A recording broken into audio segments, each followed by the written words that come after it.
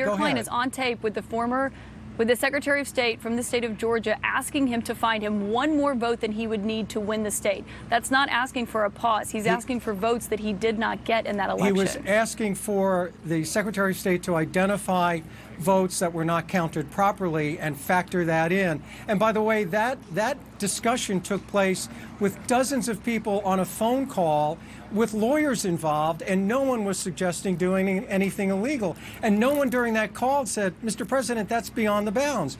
This is politics. This indictment is about pure politics. We engage in vigorous debate in this country about politics. What we don't do is criminalize political speech. This indictment is a game changer. It's the first time that we've taken political speech and said we're going to criminalize it by the party that's in control against the party that's contesting the next election, where the two individuals involved are going to be running for office.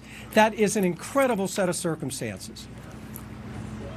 John, if you believe that you have a good defense here for your client, do you believe that this trial should happen before the 2024 election? It should not interfere with the election, but really what the indictment has done is identify 7 states but should it happen before the election? Where there were irregularities. I need to look at what so-called evidence is going to be presented. I could see this trial lasting 9 months or a year, but it's going to take. Mr. Trump is entitled to a defense. The government has had 3 years to investigate this, and now they want to rush this to trial in the middle of a political season. What does that tell you?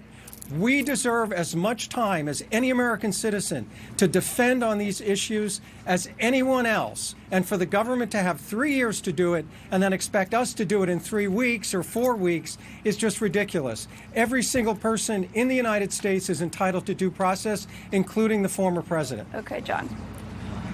Well, just notable given your client was saying, that they took too long to make these charges. But John Lauro, thank you for joining us. I know that we will see you I hope to see many you again. times going forward as you are representing the former president in this case. Anderson, back to you. Caitlin, thanks. Back with Van Jones, Jessica Roth, Ellie Honig, Alyssa Farr-Griffin, David Urban, and Jeff Duncan. Certainly heard a lot there from the president's former president's new attorney. Ellie, what do you make of his case?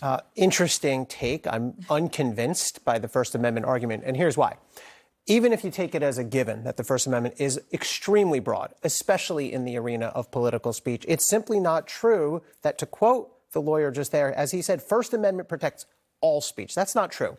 One of the lines, even if you go all the way out to the margins, is fraud. Now, lying itself is usually protected by the First Amendment, but lying to steal something, that is criminal and that is fraud. And the theory made in this indictment is that he lied in order to steal the election. There's also factual problems. One of them being that a lot of these statements in the indictment were not made behind a podium, were not made to the media. They were made by Donald Trump and others behind the scenes to try to influence people. And so there's much less of a First Amendment concern there. But I think that's a really fascinating insight into the way they intend to defend this case.